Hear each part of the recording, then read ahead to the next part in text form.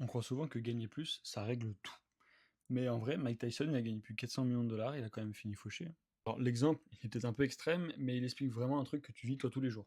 Tyson, il a fait faillite en 2003, alors qu'il avait gagné des dizaines de millions de dollars en cash. En vrai, le plus important, c'est pas forcément le montant qu'il a gagné au cours de sa carrière, c'est le fait qu'il avait aucun objectif avec cet argent-là. Et en fait, quand t'as pas d'objectif et que tu donnes pas d'objectif à ton argent, bah il se dilue tout simplement, il part dans ce qui se passe par la tête. Et quand tu gagnes beaucoup, tu dépenses beaucoup d'un coup.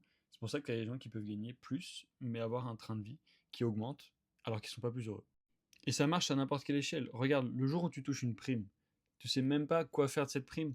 Tu vas juste te faire un peu plus plaisir, tu vas aller faire une journée shopping. Et tant que tu n'as pas défini ton budget en cas de prime, avec une répartition logique, tu as le droit de te faire plaisir et de faire des voyages par exemple, et bah ton niveau de vie il reste le même, juste avec quelques zéros en plus. Ce que je veux que tu comprennes, c'est que l'abondance sans objectif, bah t'auras jamais assez. Et si tu veux savoir combien assez c'est pour toi, t'as juste à commenter budget, je t'envoie l'outil.